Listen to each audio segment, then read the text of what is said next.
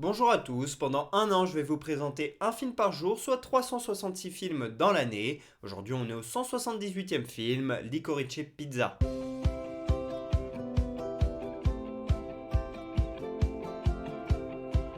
Licorice Pizza est un film sorti en 2021, réalisé par Paul Thomas Anderson. Ça raconte l'histoire de deux jeunes. Gary il a 15 ans, Alana elle en a 25. Et les deux jeunes vont se rencontrer dans les années 70 à Los Angeles. Et on va suivre leur relation, amitié, slash amoureuse. Enfin, elle va pas mal évoluer cette relation et je ne vous en dis pas plus pour pas vous spoiler. Puis il leur arrive pas mal d'aventures et c'est tout ça que l'on suit. Alana elle est jouée par Alana Haim et Gary il est joué par Cooper Hoffman.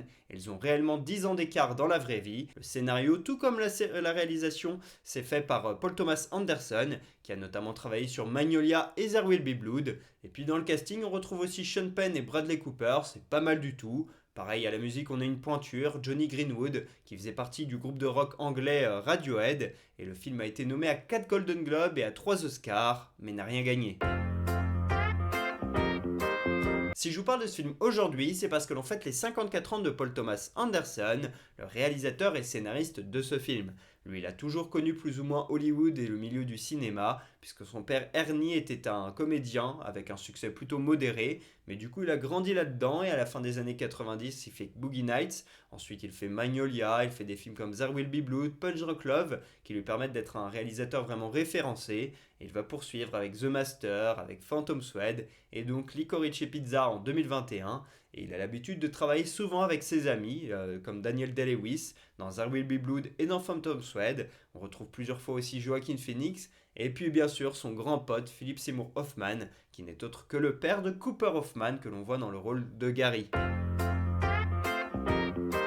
Ce film, j'ai vu il y a 2 ans environ, juste après sa sortie au cinéma quand il a été disponible sur MyCanal. À titre personnel, j'ai découvert le cinéma de Paul Thomas Anderson via The Master, avec Seymour Hoffman et Joaquin Phoenix. Un film de je ne sais pas trop quoi penser, car d'un côté il est un peu ennuyant et j'ai pas tout compris, mais de l'autre les performances d'acteurs sont vraiment géniales. Et Paul Thomas Anderson, j'ai donc eu envie de découvrir sa filmographie, car c'est quand même quelqu'un d'assez important dans l'histoire du cinéma récent.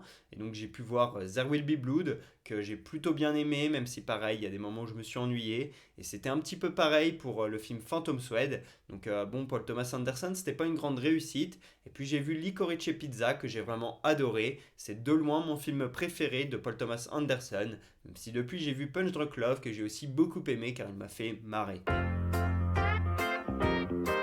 Je mets un 17 sur 20 à ce film. Ce que j'ai beaucoup aimé, c'est la relation que nouent ces deux personnages. On ne sait pas trop à certains moments s'ils sont en couple, s'ils sont amis. C'est très souvent ambigu, mais c'est ça qui est bien, c'est qu'on voit que les deux, eh bien, ils peuvent nouer une relation et profiter, avoir du bon temps, rigoler, etc., sans pour autant se prendre la tête avec tout ce qu'une relation peut justement amener. Et on voit que bien justement, c'est très très simple la façon dont ils interagissent, jusqu'à un certain point bien sûr, mais je trouve ça super cool. Par contre, je ne peux pas mettre plus que 17 parce que là, on est sur une vraie belle balade, c'est super agréable, mais ça manque d'un happening ou d'un truc qui se passe un petit peu à un moment donné. Voilà, les scènes parfois se suivent mais n'ont pas de lien entre elles puisqu'il y a plusieurs semaines, plusieurs mois qui se passent entre les scènes. Et parfois, on a du mal à comprendre où le film veut nous amener. C'est pour ça que je vais pas mettre plus que 17. J'aime quand il y a un fil conducteur un tout petit peu plus clair et qui me tient un peu plus en haleine. Mais par contre, voilà, visuellement, c'est un film qui est magnifique. Il y a également des scènes qui sont très drôles, il y a pas mal d'humour. Et cette relation, elle est assez ambiguë et j'ai trouvé super agréable. C'est une belle promenade aussi à Los Angeles, les décors sont magnifiques. Et ça nous donne envie d'aller dans cette ville, même si je pense qu'elle est idéalisée dans ce film.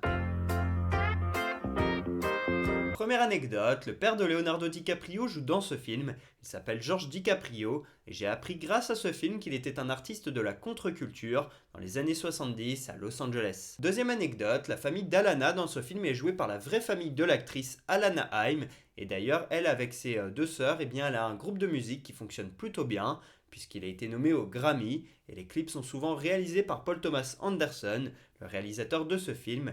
Et d'ailleurs, Paul Thomas Anderson, quand il prenait des cours d'art, il a un moment eu la mère d'Alana en tant que professeur. Troisième anecdote, Paul Thomas Anderson, il a confié qu'il aimait bien faire des films maison avec ses enfants. Il en a aussi fait avec Cooper Hoffman, qui est donc l'acteur de ce film et le fils de son ami Philip Seymour Hoffman. Voilà pour ce 178e épisode d'Un jour un film. J'espère que je vous aurai donné envie de regarder Licorice Pizza. Pour ma part, je vous dis à demain pour parler du 179e film de l'année. Et pour que vous sachiez de quel film on va parler, un petit indice, soirée étudiante. Dites-moi en commentaire sur quel film on va parler. À demain.